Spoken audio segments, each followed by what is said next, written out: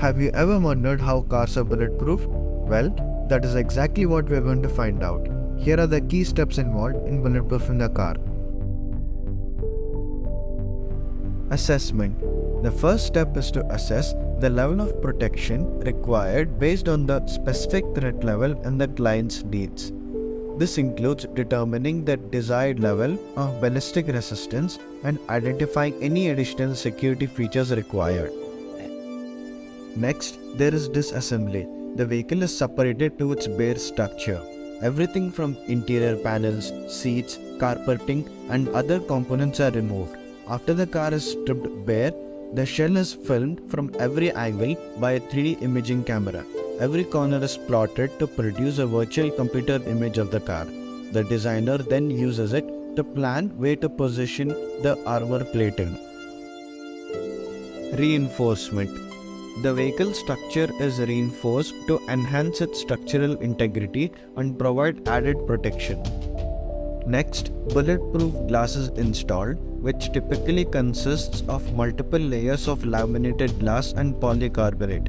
This glass is designed to withstand ballistic impacts and provide protection for the vehicle.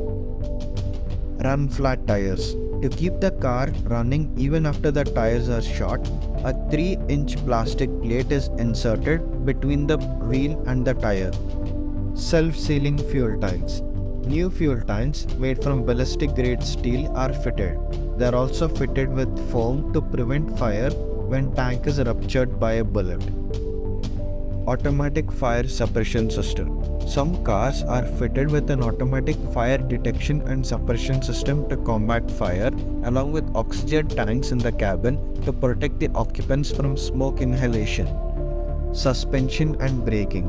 In some cases, the vehicle's suspension and braking system may be upgraded to handle the additional weight of the armor without compromising performance and handling. A fully armored car may weigh over 2 tons more than the original car. Reassembly. After the armoring process is complete, the vehicle is reassembled, including the reinstallation of interior components, seats, and other amenities. Level 1. Basic armoring. Level 1 bulletproofing provides protection against lower caliber handgun rounds such as 9mm or .38 special. The reinforced components may include ballistic resistant glass, reinforced door panels, and added layers of ballistic material. Level 2 Handgun and small arms protection. Level 2 bulletproofing offers increased protection compared to Level 1. It can withstand high caliber handgun rounds such as .357 Magnum or .44 Magnum. Additional reinforcements may include ballistic steel or composite materials to provide improved protection against more powerful firearms. Level 3 bulletproofing provides protection against rifle rounds.